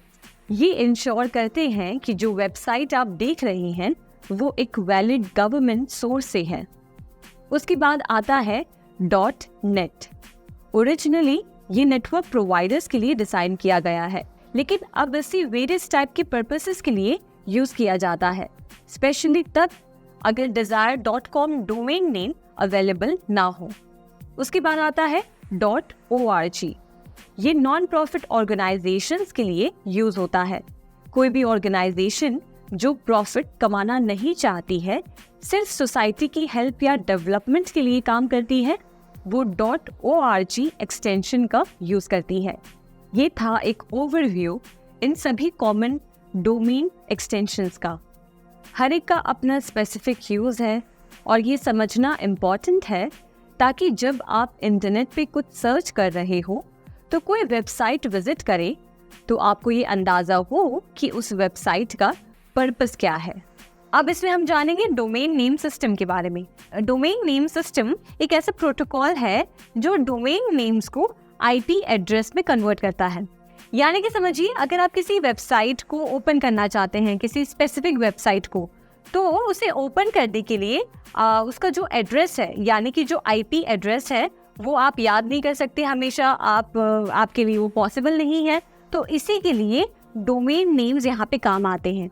आप इंटरनेट पे जाके खाली उसका डोमेन नेम भी अगर सर्च करते हैं तो ऑटोमेटिकली जो डोमेन नेम सिस्टम है वो आपकी एंटर किए गए डोमेन नेम को आईपी एड्रेस में कन्वर्ट करता है और आपको वो स्पेसिफिक वेबसाइट ओपन करके देता है। तो आइए जानते हैं डोमेन नेम सिस्टम के कुछ फीचर्स के बारे में। तो सबसे पहले डोमेन नेम इंसान के लिए याद करना काफ़ी ज़्यादा आसान होता है। अगर आपको राजस्थान के या किसी गवर्नमेंट की किसी वेबसाइट को ओपन करना है तो आप आसानी से उसे याद रख के जब चाहे तब इंटरनेट पे जाके सर्च कर सकते हैं। फॉर एग्जांपल, अगर मुझे राजस्थान की किसी वेबसाइट को ओपन करना है, जैसी https://rajasthan.gov.in, तो मेरे लिए इसको याद रखना, इस एड्रेस को याद रखना बहुत आसान है। मैं जाके इंटरनेट पे डायरेक्टली सर्च कर सकती हूँ और जैसे ही मैं सर्च करूँगी, डोमेन नेम सिस्टम उस डोमेन का आईपी एड्रेस ढूंढकर वो वेबसाइट मेरे सामने ओपन करके देगा। तो ये सबसे बड़ा रीज़न है कि क्यों डोमेन नेम इजी होता है, जिससे कि हम कभी भी उसे याद रख सकते हैं और उसे याद रखने में हमें कोई दिक्कत नहीं होती है। अब दूसरी चीज़ कि जब हम आईपी एड्रेस की बात करते हैं, जो मैंने कहा कि एक डोमेन नेम सिस्टम एक डोमेन नेम को एक आईपी एड्रेस में कन्वर्ट करता है, तो आपकी जानकारी के लिए आप ये जानिए कि आईपी एड्रेस न्यूमेरिकल फॉर्म में होता है। यानी कि समझिए, जैसे कि हम राजस्थान गवर्नमेंट वेबसाइट की बात कर रहे थे, तो उसका आईपी एड्रेस कुछ ऐसा होगा कि समझिए 105.3.246.789, कुछ न्यूमेरिकल मतलब नंबर्स में होगा जो हम याद नहीं कर सकते हैं। तो ऑब्वियसली हम डोमेन नेम का इस्तेमाल करते हैं और डोमेन नेम के ज़रिए हम आईपी एड्रेस को ओपन कर सकते हैं। और फिर इसका तीसरा फीचर है कि आप अलग अलग ऑर्गेनाइजेशन के मुताबिक, यानी कि अगर कोई ऑर्गेनाइजेशन है जो अपना खुद का डोमेन नेम खरीदना चाहती है, वो चाहती है कि उसका डोमेन नेम कोई यूज़ ना कर पाए और सिर्फ वही उसका मतलब जो पर्टिकुलर एड्रेस है या जो उसकी आइडेंटिटी है वो बस वही यूज़ कर पाए, तो वो खरीद सकती है। और वैसे ही आप अपना भी डोमेन नेम बना सकते हैं जो पब्लिकली अवेलेबल होता है यूज़ करने के लिए और उस पर किसी का राइट नहीं होता। समझिए, कोई अगर बड़ी ऑर्गेनाइजेशन है, जैसे फॉर एग्जांपल राजस्थान गवर्नमेंट है, तो राजस्थान गवर्नमेंट की जो डोमेन नेम है वो कोई और यूज़ नहीं कर सकता, वो बस राजस्थान गवर्नमेंट ही यूज़ कर सकती है। तो ये थे कुछ फीचर्स कि ये डोमेन नेम सिस्टम कैसे काम करता है और कैसे ये हमें अलग अलग वेबसाइट्स और वेब पेजेस तक पहुंचाता है, वो भी बहुत ही आसानी से। तो अब हम जानेंगे वेब ब्राउज़र के बारे में। वेब ब्राउज़र सिंपल शब्दों में एक सॉफ्टवेयर एप्लीकेशन है जिस पे जाकर आप कुछ भी सर्च करते हैं। जैसे कि हमने इससे पहले वाले एग्जाम्पल्स में देखा कि हम राजस्थान गवर्नमेंट के बारे में सर्च कर रहे थे, अमेरिका की इंफॉर्मेशन जान रहे थे, तो वो जिस प्लेटफॉर्म पे जाके हम सर्च करते हैं, जिस एप्लीकेशन को हम हमारे कंप्यूटर या हमारे फ़ोन या लैपटॉप में ओपन करते हैं सर्च करने के लिए, उसे कहते हैं हमारा web browser. Web browser applications कई तरह के होते हैं। For example, Apple safari, Mozilla Firefox, Google Chrome, Microsoft Edge, opera, ऐसी कई तरह की वेब ब्राउज़र एप्लीकेशंस हैं जहाँ पे जाके आप इंफॉर्मेशन सर्च करते हैं। तो वहीं जब हम बात करते हैं अलग अलग टाइप की जो एप्लीकेशंस हैं, जो अलग अलग टाइप की वेब ब्राउज़र एप्लीकेशंस हैं, उनके यूआई भी अलग होते हैं। अगर आप एप्पल सफारी को ओपन करेंगे तो उसका यूआई अलग होगा, वैसे ही अगर आप गूगल क्रोम को ओपन करेंगे तो उसका यूआई आपको अलग नज़र आएगा। अगर आप फायरफॉक्स को ओपन करेंगे तो वो अलग होगा। तो इसी तरीके से हर एक वेब ब्राउज़र अपने अलग अलग सिस्टम के हिसाब से डिज़ाइन होता है। तो वेब ब्राउज़र करता ये है कि जब आप किसी भी इंफॉर्मेशन को उसके सर्च पैनल में, यानी कि उसके सर्च बार में जाके जब आप सर्च करते हैं, तो वेब ब्राउज़र अपने सर्वर से जो वर्ल्ड में जो सर्वर अवेलेबल है उस सर्वर से कनेक्ट करता है या फिर उसके आसपास जो लोकल सर्वर अवेलेबल है उससे कनेक्ट करता है और उस सर्वर से इंफॉर्मेशन निकाल कर आपको आपके स्क्रीन पर दिखाता है। तो ये है प्रोसेस कि कैसे वेब ब्राउज़र हमें एक प्लेटफॉर्म प्रदान करता है जिसके ज़रिए हम इंटरनेट पे किसी भी इंफॉर्मेशन को एक्सेस कर सकते हैं। अब थोड़ी सी बात कर लेते हैं वेब ब्राउज़र में आपको क्या क्या चीज़ें मिलती हैं। तो सबसे पहले वेब ब्राउज़र में आपको बैक और फॉरवर्ड बटन्स दिखते हैं, यानी कि जब आप किसी वेबसाइट को ओपन करते हैं, किसी वेब पेज को ओपन करते हैं, तो उसमें आगे बढ़ने के लिए उन वेब पेजेस को और उसकी अंदर सर्च करने के लिए आप फॉरवर्ड बटन पे क्लिक करते रहते हैं। तो वो वेब पेज के अंदर उसका दूसरा वेब पेज को ओपन करता है, फिर दूसरा ओपन करता है वेब पेज। और वहीं अगर आप पीछे जाना चाहते हैं, मतलब आप जहाँ से आपने शुरू किया था आप वहाँ पे बैक जाना चाहते हैं, तो उसके लिए आप बैक बटन्स का यूज़ करते हैं जो वेब ब्राउज़र पे आपको नज़र आता है। फिर उसके बाद वेब ब्राउज़र पे एक रिफ्रेश या रीलोड बटन होता है। ये क्या करता है कि समझिए अगर आप अपने पेज को रिफ्रेश करना चाहते हैं, कोई इन्फॉर्मेशन है जो आप सर्च कर रहे हैं वो वहाँ पे नज़र नहीं आ रही है, कुछ टेक्निकल एरर है, तो उसके लिए आप एक रिफ्रेश बटन होता है वेब ब्राउज़र पे, उस पर जब क्लिक करते हैं तो वो पेज वापस से ओपन होता है ताकि जो भी टेक्निकल एरर्स या उसमें ग्लिच आ रहा था वो उसके बाद सही हो जाए। फिर इसके बाद वेब ब्राउज़र में एक स्टॉप बटन होता है। मान लीजिए अगर आप अपने वेब ब्राउज़र पे जाके किसी वेब पेज पर कुछ एक्टिविटी कर रहे हैं, कुछ डाउनलोड कर रहे हैं या कुछ प्रोसेस में चल रहा है और आप उसको रोकना चाहते हैं, तो उसके लिए वेब ब्राउज़र पे एक कैंसिल बटन होता है, एक स्टॉप बटन होता है, जिस पे आप क्लिक करते हैं तो जो भी एक्टिविटी वहाँ हो रही है वो रुक जाती है। फिर वेब ब्राउज़र पे होम पेज बटन होता है, यानी कि आप जब वेब ब्राउज़र पे जाके कुछ सर्च करते हैं और फिर आप किसी वेबसाइट को ओपन करते हैं, फिर उसके बाद उसके अंदर किसी हाइपरटेक्स्ट लिंक के ज़रिए किसी और पेज को ओपन करते हैं और आप जब मान लीजिए ऐसे सिचुएशन में आप होम पेज पे जाना चाहते हैं, होम पेज यानी कि हमारा जो मेन पेज है वेब ब्राउज़र का, तो उसके लिए भी एक बटन होता है जिस पे डायरेक्टली आप अगर क्लिक करेंगे तो डायरेक्टली वो आपको वेब ब्राउज़र की होम पेज पे लेके चला जाता है। फिर वेब ब्राउज़र पे अगर आप देखेंगे तो एक एड्रेस बार होता है जहाँ पे आप अपना जो भी आप वेब पेज ओपन करना चाहते हैं उसका एड्रेस टाइप करते हैं या उस लिंक को पेस्ट करते हैं। और सबसे खास बात कि हर एक वेब ब्राउज़र HTTP सिक्योर को सपोर्ट करता है और वेब ब्राउज़र में आपने जो भी सर्च किया है, समझिए आप चाहते हैं कि लास्ट 1 महीने में आपने जो भी वेब ब्राउज़र पे सर्च किया है उसे आप डिलीट करना चाहते हैं तो वो आप डिलीट कर सकते हैं, अपनी हिस्ट्री हटा सकते हैं या फिर जो भी कैश फाइल्स हैं उनको भी डिलीट कर सकते हैं। और कुछ मेन वेब ब्राउज़र्स की एग्जांपल्स हैं Firefox, opera, Microsoft Edge, Google Chrome और आजकल ब्रेव ब्राउज़र भी काफ़ी यूज़ में देखने मिल रहा है। अब यहाँ पे इमेजेस या वीडियो के ज़रिए आप देख पा रहे होंगे कि एक यूज़र अपने वेब ब्राउज़र को कैसे यूज़ करता है। जैसे कि जब वो वेब ब्राउज़र को किसी भी वेब ब्राउज़र को ओपन करता है तो वहाँ भी ऊपर की तरफ एक एड्रेस बार होता है, वहाँ पे वो अपने वेब पेज का एड्रेस टाइप करता है। फॉर एग्जांपल जैसे अगर वो राजस्थान गवर्नमेंट के बारे में कुछ सर्च करना चाहता है तो वहाँ पे वो टाइप करता है www.rajasthangovernment.com या कोई भी और दूसरा कोई एड्रेस, और जैसे ही वो टाइप करता है उसे एंटर प्रेस करना होगा। एंटर प्रेस करने के बाद उसके पेज पे उसके मतलब स्क्रीन पे काफ़ी सारे वेब पेजेस नज़र आएंगे और उसके बाद जब वो एक वेब पेज को ओपन करेगा तो वहाँ उस वेब पेज से रिलेटेड होम पेज उसके सामने खुल जाएगी। तो ये था तरीका कि कैसे किसी भी वेब ब्राउज़र को आप यूज़ कर सकते हैं और वहाँ पे जाके किसी भी इंफॉर्मेशन या किसी भी फाइल के रिगार्डिंग आप एड्रेस टाइप कर सकते हैं और एंटर दबाकर आप जो भी उससे रिलेटेड जो भी वेब पेजेस अवेलेबल हैं उन्हें एक्सेस कर सकते हैं। अब हम जानेंगे HTTP और HTTPS के बारे में। HTTP यानी कि हाइपरटेक्स्ट ट्रांसफ़र प्रोटोकॉल और HTTPS यानी कि हाइपरटेक्स्ट ट्रांसफ़र प्रोटोकॉल सिक्योर, दोनों ही एक ऐसे प्रोटोकॉल्स हैं जो इंफॉर्मेशन को इंटरनेट पर ट्रांसमिट करने में मदद करते हैं। ये प्रोटोकॉल्स आपके वेब ब्राउज़र और सर्वर के बीच में कम्युनिकेशन को मेंटेन करते हैं। तो अब हम जानते हैं HTTP और HTTPS की मेन डिफरेंसेस के बारे में। तो सबसे पहला और मेजर डिफरेंस है सिक्योरिटी का।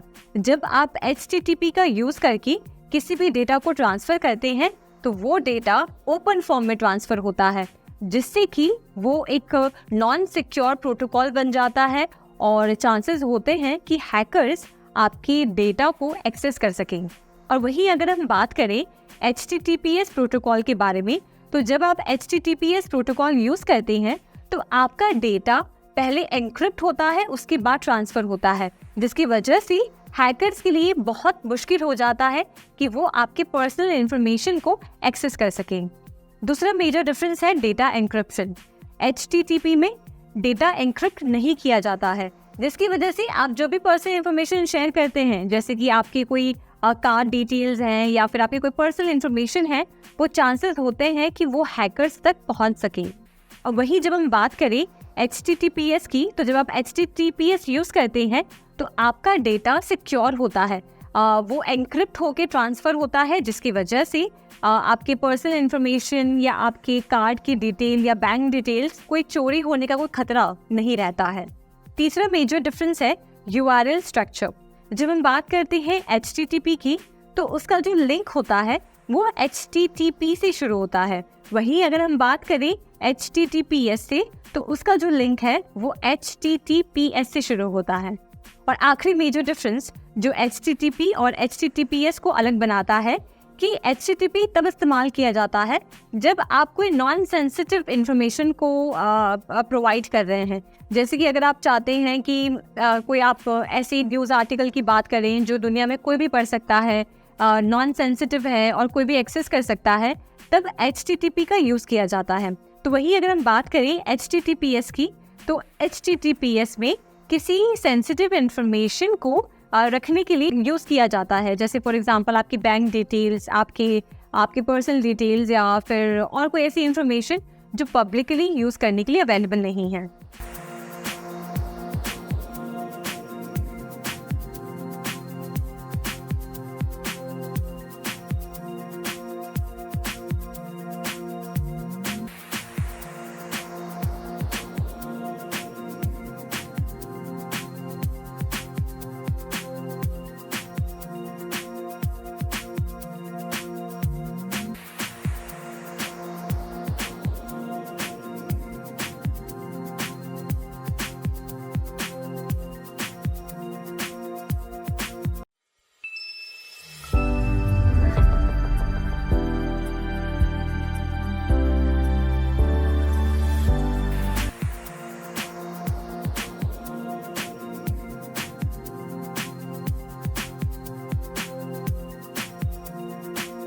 तो इसमें हम जानेंगे कि आप वेब पे कैसे कोई रिलेवेंट इन्फॉर्मेशन सर्च कर सकते हैं।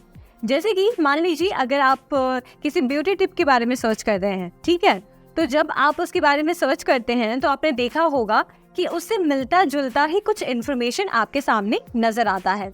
क्या कभी ऐसा हुआ है कि आपने ब्यूटी टिप के बारे में सर्च किया हो और कुछ कुछ इररिलेवेंट इन्फॉर्मेशन आपके सामने रिजल्ट में आ गई हो? जैसे आपने ब्यूटी टिप के बारे में सर्च किया और रिज़ल्ट में आपको कुछ बाइक्स की इमेजेस आ रही हैं, बाइक्स के बारे में बात हो रही है, ऐसा रिज़ल्ट आ रहा है। ऐसा कभी नहीं होता, राइट? तो ये इसलिए नहीं होता क्योंकि हमारा जो वेब ब्राउज़र होता है, जो हमारा इंटरनेट का पूरा जो इंफ्रास्ट्रक्चर है, वो एक सर्च इंजन टूल का इस्तेमाल करता है। एक सर्च इंजन टूल के इस्तेमाल करने से हमारा जो इंटरनेट है, जो हमारा ब्राउज़र है, वो हमें रेलेवेंट इन्फॉर्मेशन सर्च रिजल्ट में देता है। तो आइए थोड़ा सा और विस्तार में, थोड़ा सा और अच्छे से समझते हैं कि ये सर्च इंजन आखिर होता क्या है और कैसे काम करता है। तो जैसे कि हमने बात की सर्च इंजन के बारे में, तो सर्च इंजन एक ऐसा टूल है जो आपके लिए रेलेवेंट इन्फॉर्मेशन इंटरनेट पे से खोज कर आपके सामने प्रेजेंट करता है।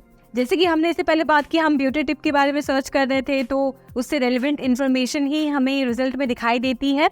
तो एग्जैक्टली वही काम सर्च इंजन टूल आपके लिए हमेशा करता है जब भी आप वेब पे कुछ सर्च करते हैं।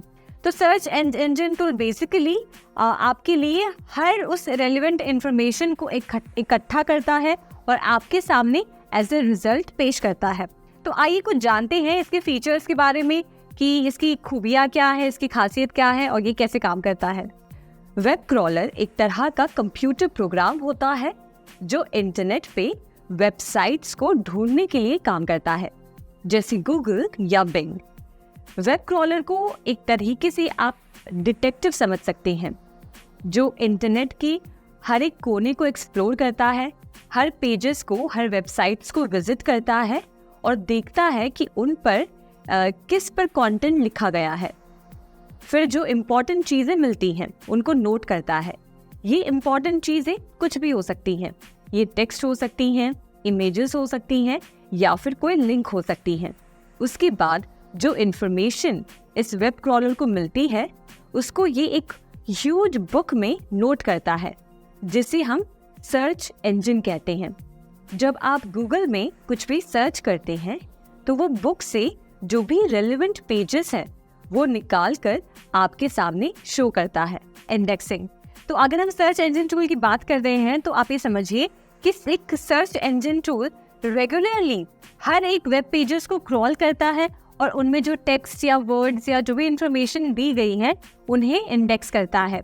इस प्रोसेस के जरिए वो समझता है कि किन टॉपिक्स पर कौन से वेब पेजेस अवेलेबल हैं, जो कि वो समय आने पर आपको एज ए रिजल्ट आपको दिखा सकता है।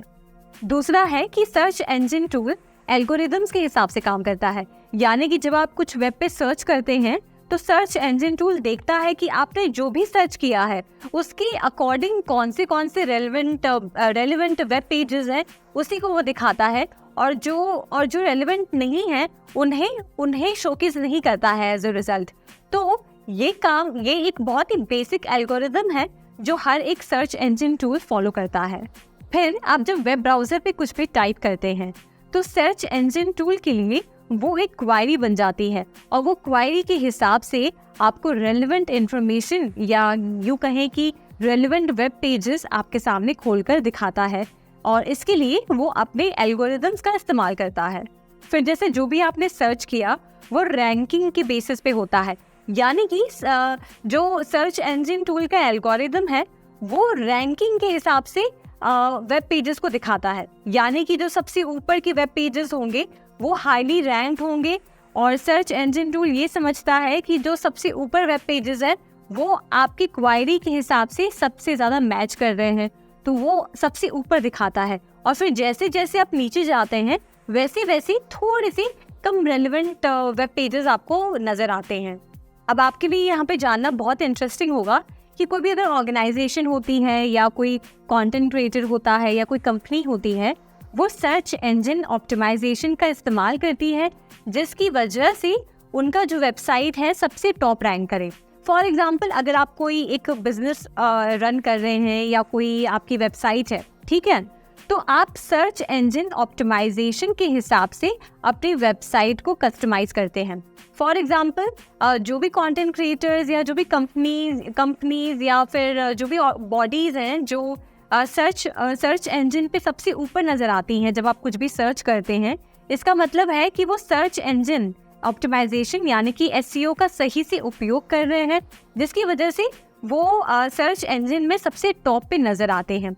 तो आप चाहे दुनिया में कोई भी बिजनेस की बात कर लें, बड़े से बड़े बिजनेस, छोटे से छोटे बिजनेस या कोई भी छोटा सा व्यापार अगर ऑनलाइन है तो वो ये चाहता है कि हम SEO में सबसे ऊपर रैंक करें, जिसकी वजह से लोग हमारे वेबसाइट पे ज़्यादातर आएँ और हमारे वेबसाइट पे हमारे प्रोडक्ट्स को एक्सप्लोर करें, हमारे प्रोडक्ट्स से ख़रीदारी करें और देखें कि क्या क्या अवेलेबल है। तो SEO एक पार्ट है सर्च इंजन का, जिसका इस्तेमाल बड़ी ऑर्गेनाइजेशंस, कंटेंट क्रिएटर्स, इन्फ्लुएंसर्स या बिग पर्सनालिटीज़ करते हैं अपने वेबसाइट को और ऑप्टिमाइज़ करने के लिए। और यही आपको एक बात जान के बहुत हैरानी होगी कि कुछ सर्च इंजन रिजल्ट्स जो दिखाता है वो कई सारे स्पॉन्सर्ड या पेड भी होते हैं, यानी कि जो कंपनीज या कंटेंट क्रिएटर्स जो ऑनलाइन अपनी प्रेजेंस को बढ़ाना चाहते हैं और चाहते हैं कि उनका वेबसाइट सबसे ऊपर रैंक करे, उसके लिए कुछ प्रमोशन भी वो करते हैं और उसके लिए वो मतलब एक तरह से एक फीस देते हैं जिसके ज़रिए उनका वेबसाइट टॉप रैंक करता है। और सिर्फ यही नहीं, एक सर्च इंजन टूल सिर्फ अपने एल्गोरिदम्स के हिसाब से आपको रिजल्ट्स नहीं दिखाता है, बल्कि वो आपके बिहेवियर के हिसाब से भी आपको रिजल्ट्स दिखाता है। यानी कि किस तरह का कंटेंट आप ज़्यादा कंज्यूम करते हैं, या किन वेबसाइट पर आप ज़्यादा विजिट कर रहे हैं, या आपका प्रेफरेंस क्या है, उसके हिसाब से भी वो आपको रेलेवेंट रिजल्ट्स दिखाता है। तो ये हमने जाना कि कैसे सर्च इंजन टूल हमारी मदद करता है कि हम इंटरनेट पे रेलेवेंट इंफॉर्मेशन सर्च कर पाएँ, और हम जो भी सर्च कर रहे हैं उससे मैक्सिमम हमें जो है इंफॉर्मेशन मिल पाए। तो ये एक बहुत ही यूज़फुल टूल है, और दुनिया जहाँ में जो भी आप सर्च करते हैं, जो भी आप इंटरनेट पे एक्सेस करना चाहते हैं, वो इसकी मदद से ही होता है। अब इसमें हम बात करेंगे विकिपीडिया के बारे में। विकिपीडिया एक फ्री ऑनलाइन इंसाइक्लोपीडिया है, जिसमें हर तरह का इंफॉर्मेशन, दुनिया जहाँ की हर तरह की इंफॉर्मेशन इसमें आप पढ़ सकते हैं और एक्सेस कर सकते हैं। इस प्लेटफॉर्म पे दुनिया जहाँ से हर तरह के वॉलंटियर्स जुड़ते हैं और अपने इंफॉर्मेशन, अपनी नॉलेज को शेयर करते हैं, और उसमें जो भी आर्टिकल्स लिखे होते हैं उन्हें एडिट करते हैं, और भी जानकारी उस पर शेयर करते रहते हैं। तो आइए विकिपीडिया के बारे में कुछ पॉइंट्स के जरिए और समझते हैं। सबसे पहले तो विकिपीडिया को यूज़ करना फ्री है, यानी कि आपको बस इंटरनेट कनेक्शन की ज़रूरत होती है और आप अपने ब्राउज़र पे जाके विकिपीडिया को सर्च कर सकते हैं और उसे एक्सेस कर सकते हैं। इसके लिए आपको कोई सब्सक्रिप्शन या किसी भी तरह का लॉगिन क्रेडेंशियल्स या और कोई साधन की ज़रूरत नहीं होती, आपको बस इंटरनेट की ज़रूरत होती है। और सबसे खास बात, विकिपीडिया में मल्टीपल लैंग्वेजेस अवेलेबल हैं, यानी कि अगर आप कोई इन्फॉर्मेशन बंगाली में पढ़ना चाहते हैं तो वो इन्फॉर्मेशन आप विकिपीडिया में बंगाली में पढ़ सकते हैं, और भी अन्य लैंग्वेजेस उसमें अवेलेबल हैं। और ये बात आपको थोड़ी सी इम्प्रेस भी करेगी कि विकिपीडिया में जो भी इंफॉर्मेशन आप देखते हैं वो अनबायस्ड होता है, उसमें कोई ओपिनियन नहीं होता है। यानी कि समझिए, अगर किसी तथ्य के बारे में बात की जा रही है या किसी घटना के बारे में बात की जा रही है, तो उसमें सिर्फ फैक्ट्स लिखे गए होते हैं, कोई अपना ओपिनियन शेयर नहीं करता, कोई अपना उसमें राय नहीं देता। तो एक अनबायस्ड इंफॉर्मेशन जानने का बहुत ही अच्छा माध्यम है जो है विकिपीडिया। एक और बात कि विकिपीडिया आर्टिकल्स रेगुलरली अपडेट किए जाते हैं, यानी कि अगर आपने कोई आर्टिकल 10 दिन पहले पढ़ा होगा तो हो सकता है कि बीच में किसी वॉलंटियर ने उस आर्टिकल को थोड़ा सा कस्टमाइज किया हो, या उसमें जो इन्फॉर्मेशन है उसको अपडेट किया हो। फॉर एग्जांपल समझिए, अगर आप विकिपीडिया पे कोई इन्फॉर्मेशन सर्च कर रहे हैं और आप देख रहे हैं कि उसमें लेटेस्ट इन्फॉर्मेशन नज़र आ रही है किसी इंसान के बारे में, कि सब मान लीजिए कोई पर्सनालिटी है, ठीक है, आप उसके बारे में विकिपीडिया पे सर्च कर रहे हैं, तो अगर उसके हाल फिलहाल में अगर शादी हुई है या उसके बच्चे हुए हैं तो वो भी विकिपीडिया पे अपडेट किया जाता है। तो वैसे ही विकिपीडिया पे हर इन्फॉर्मेशन होती है वो लेटेस्ट होती है, और ऐसा नहीं होता है कि उसमें कोई आर्टिकल अगर 10 साल पहले लिख दिया गया हो तो वो ओल्ड वर्जन ही होता है, बल्कि वो आए दिन अपडेट किया जाता है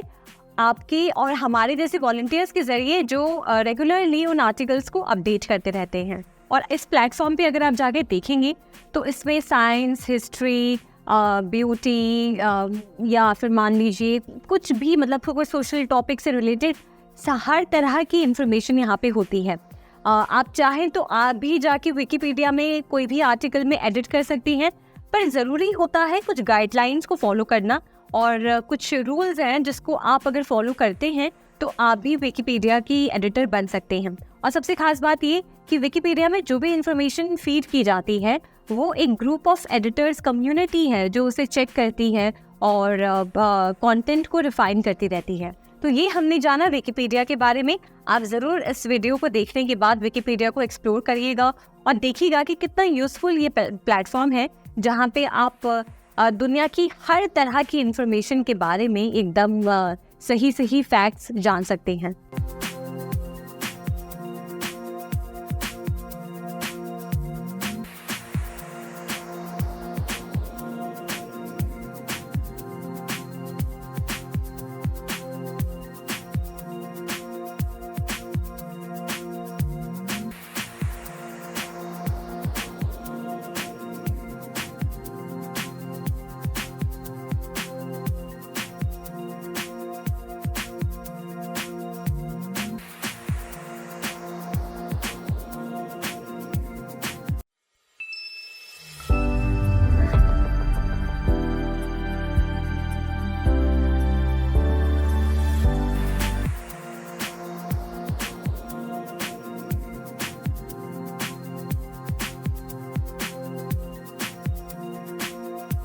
तो अब इसमें हम जानते हैं कि कैसे आप एक ईमेल क्रिएट कर सकते हैं। इलेक्ट्रॉनिक मेल यानी कि, या यूँ कह लें कि एक ईमेल जिसे 1993 से ईमेल कहा जाने लगा, ये एक ऐसा प्लेटफॉर्म है जिसके ज़रिए आप किसी से भी एक प्रोफेशनल कम्युनिकेशन, एक फॉर्मल कम्युनिकेशन मेंटेन कर सकते हैं। फॉर एग्जांपल समझिए, आप अगर कहीं पे जॉब के लिए अप्लाई कर रहे हैं और अगर उस कंपनी ने आपको कहा है कि आप अपना CV उनके साथ शेयर करें, तो आप कोई और मैसेजिंग प्लेटफॉर्म ना यूज़ करके ईमेल का इस्तेमाल करते हैं। ये अक्सर उन ऑर्गेनाइजेशंस या बॉडीज़ या उन कंपनीज़ में यूज़ किया जाता है जहाँ पे वो चाहते हैं फॉर्मल कम्युनिकेशन मेंटेन रखना। तो आप भी इसका इस्तेमाल कर सकते हैं। जनरली अगर ईमेल की बात करें तो इसमें 3 मेजर चीज़ें होती हैं। सबसे पहले तो आपका खुद का एक ईमेल आईडी होना चाहिए जिसके ज़रिए आप किसी को मैसेज भेज सकते हैं। तो आपकी आईडी सबसे पहले ज़रूरी है। उसके बाद दूसरी चीज़ है सामने वाले की यानी कि रिसीवर की ईमेल आईडी, यानी कि आप जिसे ईमेल भेजना चाहते हैं उसका ईमेल एड्रेस आपके पास होना चाहिए। और तीसरा, जो मैसेज आप टाइप करना चाहते हैं वो मैसेज आपके पास होना, मतलब आपको पता होना चाहिए कि आप उस सेंडर को क्या भेजना चाह रहे हैं। तो आइए बहुत ही आसान तरीके से देखते हैं कि कैसे आप कोई ईमेल क्रिएट कर सकते हैं। कुछ पॉपुलर ईमेल प्लेटफॉर्म्स की बात करें तो उनमें आते हैं जीमेल, याहू और आपका माइक्रोसॉफ्ट का आउटलुक। ये कुछ मेजर ईमेल प्लेटफॉर्म्स हैं जो आजकल बहुत यूज़ किए जाते हैं। और आपको बता दें कि ईमेल एड्रेस किस तरह के होते हैं। तो मान लीजिए कि अगर किसी का नाम बिल गेट्स है तो उनका ईमेल एड्रेस कुछ ऐसा हो सकता है जैसे कि billgates@gmail.com या फिर billgates+18@gmail.com। ऐसे कुछ डोमेन नाम्स होते हैं जो ईमेल की एड्रेस को आइडेंटिफाई करते हैं। तो आइए देखते हैं कि कैसे आप ईमेल को एक्सेस कर सकते हैं। तो इसमें हम एग्जाम्पल के तौर पर गूगल की ईमेल सर्विस की बात करेंगे जो है जीमेल।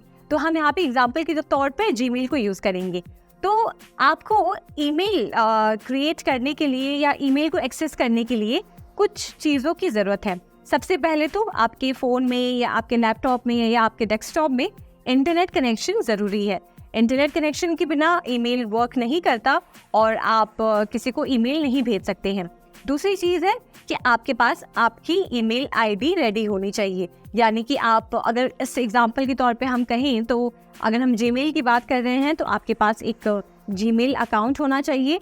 और तीसरी चीज़ कि आपके पास सेंडर का ईमेल एड्रेस होना चाहिए जिसे आप ईमेल भेजना चाहते हैं। तो आइए देखते हैं कि आप कैसे किसी को ईमेल सेंड कर सकते हैं।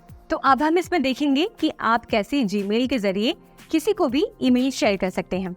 तो आते हैं हमारे कंप्यूटर स्क्रीन पर और यहाँ पे हम ओपन करेंगे हमारा गूगल क्रोम। हमने यहाँ पे क्लिक किया और इसे मैक्सिमाइज करते हैं और यहाँ पे आप ऐप लॉन्चर पे आएंगे राइट साइड, यहाँ पे गूगल ऐप्स में। तो यहाँ पे आप देखिए जीमेल है, इस पर क्लिक करें और ये हमारा जीमेल का पेज ओपन हो गया है। तो आइए अब देखते हैं कि आप जीमेल के ज़रिए कैसे किसी को भी ईमेल कर सकते हैं। तो ये हमारा ईमेल यहाँ पे ओपन है, हमारा जीमेल ओपन है। तो हम यहाँ पे कंपोज पे जाएंगे सबसे पहले एक नई ईमेल को ड्राफ्ट करने के लिए।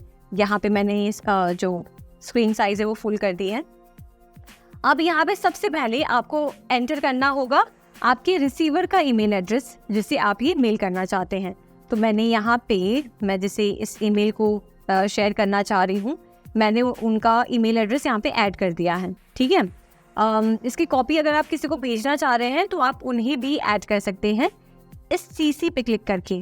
तो यहाँ पे समझिए ये जो ईमेल एड्रेस है मैं चाह रही हूँ कि उनके साथ इस ईमेल की बस एक कॉपी शेयर हो, तो मैं उन्हें CC में ऐड कर सकती हूँ जिसके ज़रिए इस ईमेल की बस उन्हें कॉपी शेयर होगी।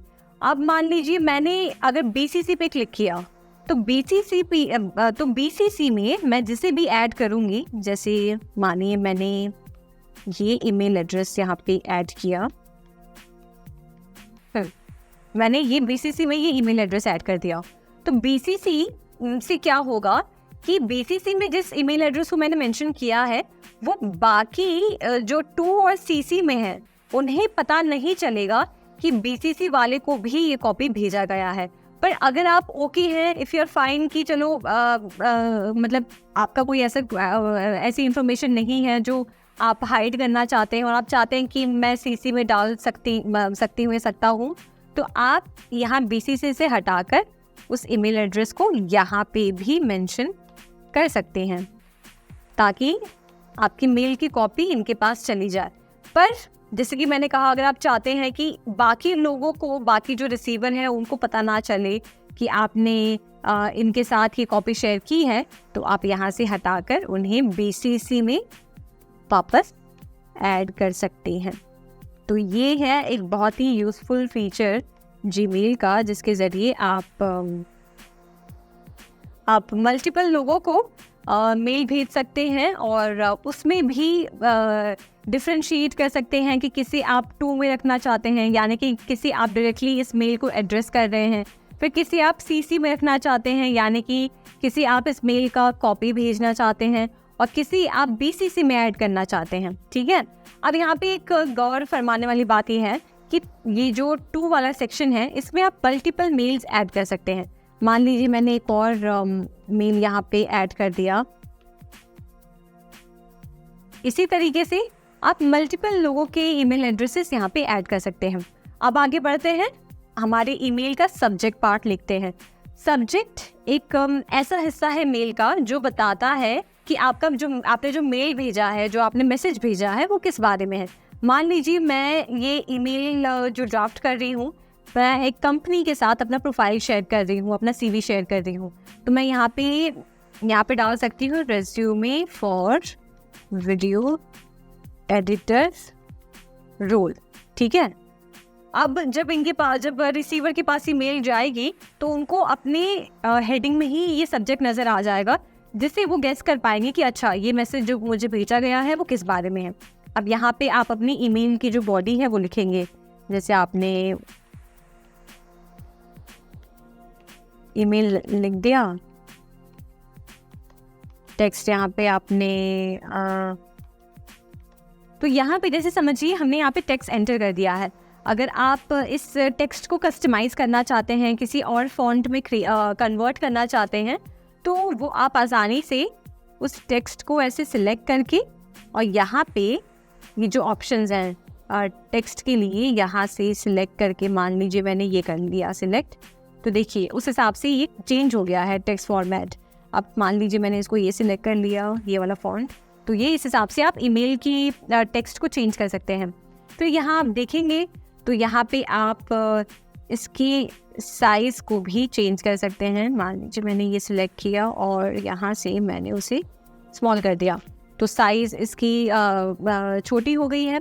उसके बाद आप चाहें तो इसे यहाँ से सिलेक्ट करके बोल्ड कर सकते हैं, इटैलिक कर सकते हैं, इवन अंडरलाइन कर सकते हैं, और कलर चेंज कर सकते हैं, बैकग्राउंड चेंज कर सकते हैं। देख रहे हैं, तो जिस हिसाब से आप चेंजेस करेंगे उस हिसाब से आपका जो टेक्स्ट है वो भी चेंज होता हुआ नज़र आएगा। तो इस तरीके से आप ईमेल में हर तरह की कस्टमाइजेशन कर सकते हैं। फिर अगर समझिए आप नंबर्स ऐड करना चाहते हैं अपने ईमेल में, तो आप वो कर सकते हैं। जैसे मैंने यहाँ से क्लिक करके ये नंबर्स ऐड किए हैं। फिर वहीं अगर आप बुलेट पॉइंट्स ऐड करना चाहते हैं तो वो आप कर सकते हैं, देखिए इस तरीके से। फिर अगर आप इसको इस तरीके से लेफ़्ट और राइट अलाइन करना चाहते हैं वो आप कर सकते हैं। कोई कोट अगर आप डालना चाहते हैं तो वो आप यहाँ से डाल सकते हैं। फिर किसी लिखे हुए टेक्स्ट को अगर आप स्ट्राइक करना चाहते हैं तो वो आप कर सकते हैं। अब अगर आप चाहते हैं कि जिस भी टेक्स्ट को आपने कस्टमाइज़ किया है वहाँ से आप उस फॉर्मेटिंग को हटाना चाहते हैं, तो आप बस उस टेक्स्ट को सिलेक्ट करके यहाँ से रिमूव फॉर्मेटिंग पे क्लिक करेंगे, तो जो उसका ओरिजिनल जो फॉर्मेट था वो उसमें कन्वर्ट हो जाएगा। अब यहाँ पे नीचे की तरफ आप देखेंगे तो यहाँ पे सेंड का ऑप्शन है। जब हमारा मेल रेडी है तो हम यहाँ से सेंड कर सकते हैं। फिर यहाँ पे आप चेक करेंगे, यहाँ पे एक एरो है, तो यहाँ पे आप क्लिक करें तो यहाँ पे आप शेड्यूल भी कर सकते हैं। यानी कि समझिए, अगर आप इस मेल को आपने ड्राफ्ट कर लिया है, हर तरीके से रेडी है, पर अगर आप चाहते हैं कि रिसीवर के पास आपका जो मेल है वो कल सुबह 9 बजे पहुंचे, अभी ना पहुंचे, कल सुबह 9 बजे पहुंचे, तो आप ये इस पे सिलेक्ट करके यहाँ से टाइम और डेट कस्टमाइज कर सकते हैं। मान लीजिए कल की तारीख है 10 और मैंने यहाँ से टाइम सिलेक्ट कर लिया 9 AM, ठीक है, और यहाँ से हमने कर दिया स्केड्यूल सेंड, तो ये स्केड्यूल सेंड हो गया। अब अगर आप इसको अंडू करना चाहते हैं तो अंडू भी आप कर सकते हैं। तो ये जो ईमेल आप शेयर कर रहे थे वो सेंड ना होकर वापस ड्राफ्ट में कन्वर्ट हो गई है। अब यहाँ पे और ऑप्शंस हम चेक करते हैं। तो यहाँ पे देखिए ये ऑप्शन है, इस फॉर्मेटिंग ऑप्शन पे क्लिक करके आप चाहें तो जो टूल बार आपको नज़र आ रहा था उसको आप डिसेबल कर सकते हैं, यहाँ से अनेबल कर सकते हैं। फिर अगर आप इस अटैच फाइल्स पे क्लिक करेंगे तो यहाँ से आप अपने कंप्यूटर या डेस्कटॉप या आपके मोबाइल पर जो भी फाइल स्टोर्ड हैं उनमें से कोई भी फाइल ईमेल में अटैच कर सकते हैं। मान लीजिए मुझे कोई डॉक्यूमेंट अटैच करना है तो मैं डॉक्यूमेंट्स पे चली गई और मैंने यहाँ से जो फाइल मुझे इस ईमेल मैसेज के साथ अटैच करनी है उसे सिलेक्ट करके ओपन पे क्लिक किया और यहाँ पे देखिए वो फाइल यहाँ पे अटैच हो गई है। अब आगे आप देखेंगे तो यहाँ पे लिंक इंसर्ट करने का ऑप्शन है। अगर आप कोई लिंक यहाँ पे डालना चाहते हैं, कोई वेब एड्रेस, तो वो आप यहाँ से इंसर्ट कर सकते हैं। अगर आप कोई इमोजी इंसर्ट करना चाहते हैं इस मेल में तो आप वो भी कर सकते हैं। देखिए यहाँ पे ये इमोजी आ गई है। और अगर आप गूगल ड्राइव पे जाके कोई स्पेसिफिक फाइल को यहाँ पे शेयर करना चाहते हैं तो वो आप कर सकते हैं। उसके बाद हम यहाँ पे इंसर्ट फ़ोटो में जाएंगे तो हमारे फ़िलहाल आपको इस पर कोई फ़ोटोज़ नज़र नहीं आ रही हैं, पर अगर आपके ड्राइव में फ़ोटोज़ होंगी तो वो आप यहाँ से इंसर्ट कर सकते हैं। और यहाँ पे जाकर आप कॉन्फिडेंशियल मोड ऑन कर सकते हैं और सिग्नेचर इंसर्ट कर सकते हैं। अभी हमने यहाँ पे कोई सिग्नेचर क्रिएट नहीं किया है इसलिए आपको नज़र नहीं आ रहा, पर अगर आपने अपना सिग्नेचर यहाँ पे ऐड किया है तो आप वो यहाँ से ऐड कर सकते हैं। और फिर आपको और भी एक्स्ट्रा यहाँ पे सेटिंग्स नज़र आती है, जैसे कि default to full screen, label, print, check spelling और सेट टाइम टू मीट और ये सब। तो अब मान लीजिए हमने हमारा जो ईमेल है, जो ईमेल का टेक्स्ट है हमने रेडी कर लिया है, हमने रिसिपेंट्स की मेल एड्रेस ऐड कर दी है और अब हम इसे शेयर करना चाह रहे हैं। तो हम यहाँ पे सेंड पे क्लिक करेंगे और यहाँ पे आप देखिए मैसेज सेंड बता रहा है। और अगर आप चाहते हैं कि जल्दी से आपने कोई गलती कर दी है और अगर आप उस मैसेज को अंडू करना चाहते हैं तो आप वो भी कर सकते हैं। और अगर आप मैसेज को देखना चाहते हैं तो व्यू मैसेज पे आप क्लिक करेंगे तो ये रहा वो मेल जो आपने शेयर किया है। अब यहाँ से अगर आप देखेंगे तो ये देखिए जिसको आपने शेयर किया है उसकी इन्फॉर्मेशन आपको दिखाई दे रही है। जैसे ये मेरी ईमेल आईडी है जहाँ से ये मेल गया है, फिर 2 में जिनको मैंने शेयर किया है, date, timing and subject, everything. तो ये है आसान तरीका कि कैसे आप मेल शेयर कर सकते हैं। अब आके थोड़ा सा एक्सप्लोर करते हैं कि इस जीमेल के हमारे इंटरफेस में हमें क्या क्या और मिलता है। यहाँ पे अगर आप कोई स्पेसिफिक ईमेल स्टार्ट करना, आपने अगर स्टार्ट किया है तो वो स्टार्ट ईमेल्स में दिखता है। फिर जैसे अगर आपने किसी ईमेल को स्नोज पे रखा है तो वो यहाँ पे आपको नज़र आएगा और यहाँ पे आप सेंड पे क्लिक करेंगे तो जो भी ईमेल्स आपने भेजी हैं वो आपको सेंड पे दिखाई देंगी। यहाँ पे आपको ड्राफ्ट्स नज़र आएंगे, यहाँ से आप डिलीट कर सकते हैं। और मोर पे आप जाएंगे तो important, chat, scheduled, all mail, spam और डिलीटेड ईमेल्स वो यहाँ पे आपको नज़र आएंगी। और यहाँ पे कैटेगरीज और ये सब हैं। तो ये था कैसे आप जीमेल के थ्रू या किसी भी और ईमेल प्लेटफॉर्म पे ईमेल्स भेज सकते हैं और बहुत आसानी से एक प्रोफेशनल ईमेल क्रिएट कर सकते हैं बस कुछ स्टेप्स में।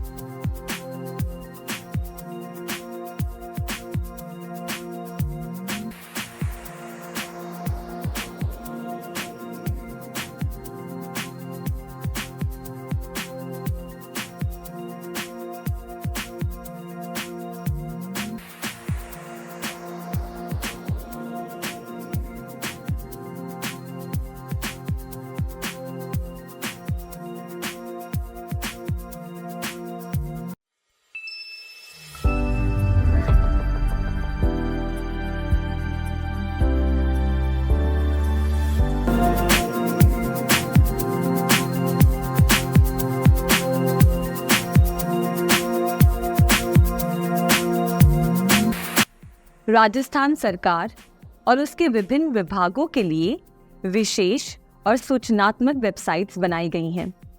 इनमें से कुछ वेबसाइट्स के बारे में अब हम जानेंगे। सबसे पहला है राजस्थान सरकार का राज्य पोर्टल http://rajasthan.gov.in।